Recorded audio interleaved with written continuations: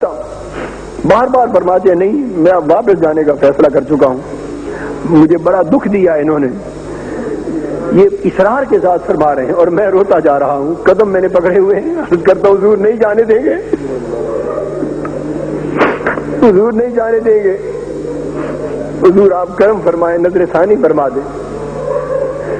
بڑی دیر رونے التجا کرنے کے بعد آقا کی طبیعت مقدسہ میں کچھ پیار آتا ہے, شفقت آتی, غصہ مبارک ذرا ٹھنڈا ہوتا ہے اور فرماتے ہیں طاہر اگر مزید پاکستان میں مجھے ٹھہرانا چاہتے ہو تو اس کی صرف ایک شرط, مجھے اب پاکستان میں مزید ٹھہرانا چاہتے ہو تو صرف ایک شرط, تم اس شرط کے پورا کرنے کا وعدہ کر لو. میں وعدہ کرتا ہوں. میں نے عرض کیا حضور فرمائے تو صحیح وہ شرط کیا ہے, وہ شرط کیا ہے؟ جو کچھ ہو سکا ہم کریں گے. آپ فرماتے ہیں طاہر اگر چاہتے ہو کہ میں پاکستان میں رک جاؤں تو شرط صرف یہ ہے کہ میرے میزبان تم بن جاؤ.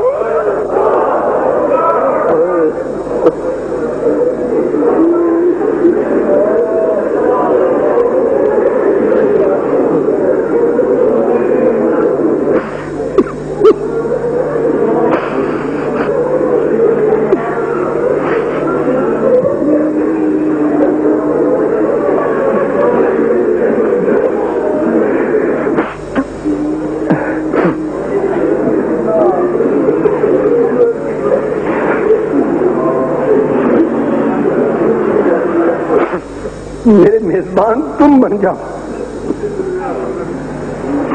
پھر رکتا ہوں یہاں. میں عرض کرتا ہوں آقا مجھے انکار نہیں, بڑی سعادت ہے, پر میں اس قابل کا, میں تو بڑا کمزور اور ناتواں آدمی ہوں. حضور میں میزبانی کیسے کر سکوں گا, مجھ سے کیسے میزبانی ہوگی؟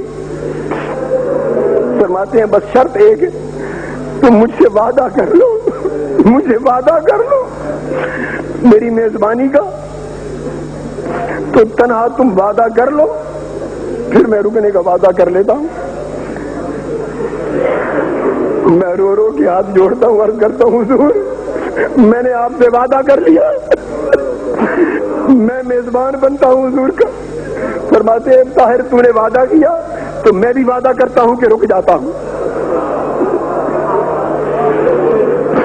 اور فرمایا کہ میں مزید 7 دن اپنا قیام پاکستان میں تمہارے کہنے پہ روک کر لیتا ہوں. 7 دن مزید رہوں گا یہاں. کتنا؟ فرمایا 7 دن مزید یہاں رہنے کا وعدہ کر لیتا ہوں. اب میں کچھ نہیں کہہ سکتا کہ اس 7 دنوں سے مراد کیا ہے, وہ کتنی مدت ہے یہ وہی جانتے ہیں, اس کی تفصیل معلوم نہیں ہے مجھے. اس 7 دنوں سے مراد کتنی مدت ہے؟ فرمایا 7 دن میں رکتا ہوں تمہاری میزبانی میں. میں نے کہا حضور مجھے منظور ہے, پر یہ کیسے ہوگا سب کچھ؟ فرمایا تم عہد کر لو, بس سب انتظام ہو جائے گا, سب انتظام ہو جائے گا. پھر مجھ سے فرماتے ہیں ایک بات اور وعدہ کرو مجھ سے, میرا ٹھہرنے کا انتظام بھی تم نے کرنا ہوگا, میرے کھانے پینے کا انتظام بھی تمہارے سپرد ہوگا. پاکستان میں جہاں کہیں آؤں گا جاؤں گا وہ ٹکٹ اور انتظام آمد و رفت بھی تمہارے سپرد ہوگا. اور جب واپس مدینہ جانا ہوگا تو مدینے تک کا ٹکٹ بھی تم لے کر دو گے. یہ سارا انتظام تمہارے سپرد ہوگا, یہ وعدہ کر لو. میں نے عرض کیا حضور یہ سارا وعدہ ہو گیا. فرماتے ہیں پھر میرا وعدہ ہے کہ میں 7 دن یہاں رک جاتا ہوں. اس وقت مجھے آقا نے فرمایا کہ تم اپنا ادارہ منہاج القرآن بناؤ, میں تم سے وعدہ کرتا ہوں تمہارے ادارے میں آؤں گا.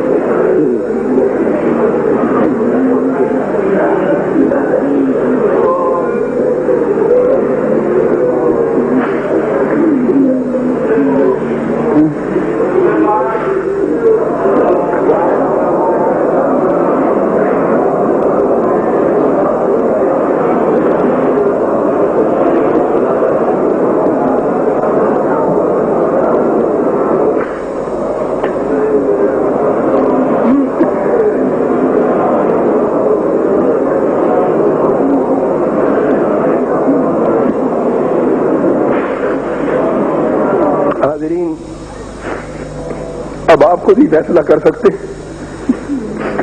कि जो शख्स इस तरह वादा कर चुका हो उसे सफर तन्हाई क्यों ना करना पड़े, वो कैसे फिर सकता है। मेरा तो ईमान जाता है, ईमान का मसला है। और ये जो कुछ पाकिस्तान में हो गया है दीन के साथ, ये क्या सब इस अम्र की तरफ इशारा नहीं था जी? इस अम्र की तरफ ये अहले पाकिस्तान सब कुछ आका ने फरमाया, इन्होंने मुझे बड़ा दुख दिया है। दोस्तों, मुबारक हो आपको कि इन सब के किए करते के बाद अब मेजबानी हुजूर ने अपनी आप को सपुर्द की, इस मिन्हाजुल कुरान को सपुर्द की है मेजबानी, और वादा लिया है, आपकी तरफ से वादा लिया है इस मेजबानी का। क्या मुराद है इस मेजबानी से? क्या इस्लाम का निफाज मुराद नहीं है? क्या इससे मुराद इस्लाम का निफाज नहीं है? इस्लामी इनकलाब नहीं है? क्या इसके अलावा कुछ? इसलिए दोस्तों, अगर हम अपना तन मन धन इस्लामी इनकलाब के लिए नहीं लुटाते तो हमारा ईमान जाता है। हमें सब कुछ लुटा देना है। मैं तो आका से वादा कर चुका हूं, आप वादा करते हैं क्या?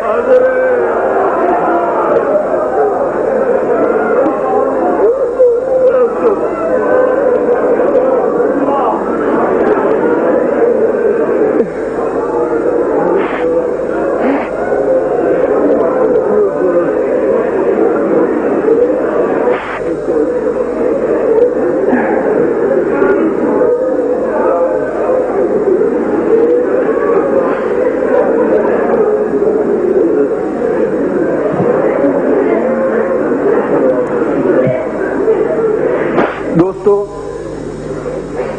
ये 7 दिन का इरशाद, जिसका मफहूम वाज़े तौर पे तो मैं नहीं कह सकता कि इससे मुराद कितनी मुद्दत है, मगर ये क़याम मशरूत है।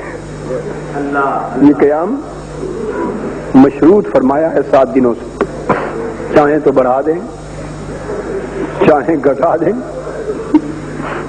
और क्या मालूम मेजबानी भी पसंद आए या ना आए।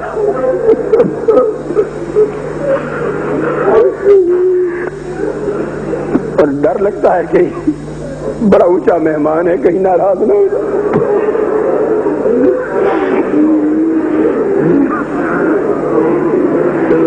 ये मशरूत वादा है, इसलिए हम तवील वक्त के इंतजार के मुतहम्मिल नहीं हो सकते। कहीं ऐसा ना हो कि फिर इस कर्म से भी हाथ धो बैठे, इस कर्म से हाथ धो बैठे, फिर मुंह दिखाने के काबिल नहीं रहेंगे। अब हमें उठ खड़ा होना चाहिए, उठ खड़ा होना चाहिए इस्लामी इनकलाब लाने के लिए, बातिल तागूती और मफाद परस्त मुनाफिक कुव्वतों के खिलाफ सीना सिपर हो जाने के लिए, सियासी इनकलाब के लिए उठ खड़ा होना चाहिए। अब